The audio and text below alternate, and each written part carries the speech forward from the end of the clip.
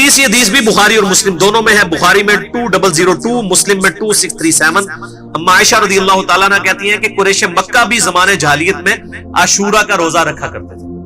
اور میرا گمان یہ ہے کہ چونکہ ابراہیم علیہ السلام کو آتش نمرود سے نجات ملی تھی تو بنو اسماعیل کو بھی عاشورہ کے دن کی فضیلت پتہ تھی، حالانکہ مشرکین عرب بت پرست تھے، وہ بھی عاشورہ کا روزہ رکھا کرتے تھے۔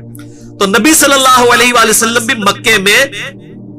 عاشورہ کا روزہ رکھا کرتے تھے۔ رمضان شریف تو مدینے میں فرض ہوئے نا روزے، مکے میں آپ عاشورہ کا روزہ رکھا کرتے تھے۔ اما عائشہ کے آگے الفاظ ہیں، حتیٰ کہ ہجرت مدینہ کے بعد بھی آپ صلی اللہ علیہ وآلہ وسلم ہمیں حکم دیتے تھے کہ ہم عاشورہ کا روزہ رکھیں، لیکن جب رمضان کے روزے فرض ہوئے تو آپ صلی اللہ علیہ وآلہ وسلم نے ارشاد فرمایا اب جس کی مرضی چاہے وہ عاشورہ کا روزہ رکھے، جس کی مرضی اس روزے کو چھوڑ دے۔ یعنی رمضان کے روزے جب فرض ہوئے تو نبی صلی اللہ علیہ وآلہ وسلم نے اس کو obligatory نہیں رہنے دیا، بلکہ اس کو آپشنل رکھ دیا کہ 10 محرم کا روزہ یہ نفلی روزہ ہے، آپ کو رکھ لے ثواب ہے، کوئی چھوڑ دے کوئی گناہ نہیں، یہ فرض نہیں ہے۔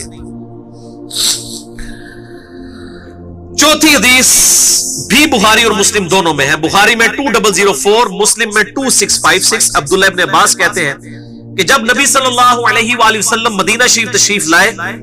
تو آپ نے یہودیوں کو دیکھا کہ وہ عاشورہ کا روزہ رکھتے ہیں۔ پوچھا کیوں رکھتے ہو؟ تو انہوں نے کہا کہ اللہ تعالیٰ نے موسیٰ علیہ السلام کو نجات دی تھی فرعون سے،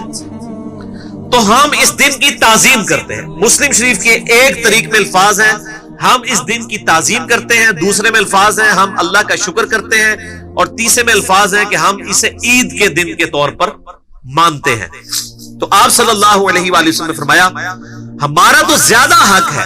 کہ ہم موسیٰ علیہ السلام کے لیے شکرانے کے طور پر روزہ رکھیں، کیونکہ ہم موسیٰ علیہ السلام سے تم سے زیادہ بڑھ کر قریب ہیں۔ ظاہر ہے کہ وہ تو ٹیمپرڈ فارم میں تورات کو لے کے چل رہے تھے، نبی علیہ السلام کی تو یہ جو دین ہے یہ اسی کی کنٹینیوشن ہے بنی اسرائیل کی، صرف شریعت میں تھوڑی بہت چینج آئی۔ تو آپ صلی اللہ علیہ وسلم نے پھر صحابہ کو حکم دیا کہ 10 محرم الحرام کا روزہ رکھو۔ اس دفعہ 10 محرم الحرام بن رہا ہے 21 ستمبر 2018 کو، اور بائی چانس پوری دنیا میں 10 محرم ایک ہی دن آ رہا ہے، کیونکہ سعودیہ کے آج میں نے چینل چیک کیا تو وہاں پہ بھی آج 5 محرم ہے، پاکستان میں بھی 5 محرم ہے آج 16 ستمبر 2018 کو۔ تو 9 اور 10 دو روزے رکھنے ہیں، یعنی 20 ستمبر کو اور 21 ستمبر 2018 کو پوری دنیا کے مسلمان یہ 2 روزے رکھیں، عاشورہ کے ساتھ ایک ساتھ والا روزہ۔ اس کی حکمت 5ویں حدیث صحیح مسلم میں ہے 2666، مشکات میں 2041۔ ابن عباس رضی اللہ تعالیٰ عنہ کہتے ہیں کہ جب نبی صلی اللہ علیہ وآلہ وسلم نے ہمیں حکم دیا اس بات کا کہ ہم بھی جو ہے وہ عاشورہ کا روزہ رکھیں، تو کچھ اصحاب نے عرض کیا کہ یہ تو یہود و نصارہ کی پیروی ہو جائے گی ایک طرح کی، تو آپ نے فرمایا پھر تم ان کی مخالفت کرو اور تم 9 تاریخ کا روزہ رکھو، یعنی 9 محرم الحرام کا، اور اگر میں اگلے سال تک زندہ رہا تو میں بھی 9 کا روزہ ایڈ کروں گا۔ لیکن اس سے پہلے ابن عباس کے الفاظ ہیں کہ نبی علیہ السلام دنیا سے چلے گئے۔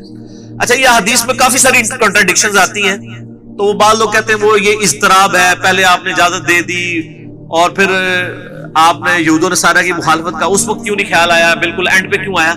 بیسیکلی یہ گریجولی شریعت کے احکام ایوالو ہوتے ہیں، یہ نہیں ہوتا کہ مطلب وہ ایک دن میں ساری چیزیں سیٹل ہو جاتی ہیں، تو یہ یعنی الٹیمیٹلی یہ ڈیسیژن ہوا۔ اچھا، یہ جو مسلم شریف کے الفاظ ہیں نا، میں اگلے تم 9 کا روزہ رکھو، یہ جب آپ کسی کا بھی ترجمہ دیکھیں گے نا، بریلوی، دیوبندی، اہل حدیث، شیعہ، تو سب نے بریکٹ میں لکھا ہوگا 9 کا بھی روزہ رکھو۔ یہ بھی جو انہوں نے لگائی ہوئی ہے نا، یہ حدیث میں نہیں ہے، لیکن لگائی صحیح ہوئی ہے، پہلی شاید جڑی کہ صحیح لائی ہوئی ہے انہوں نے، وہ اس لیے لگائی ہے کہ جامعہ ترمذی میں حدیث ہے 755 انٹرنیشنل نمبر کے مطابق کہ ابن عباس نے فرمایا کہ نبی علیہ السلام ہمیں یوم عاشورہ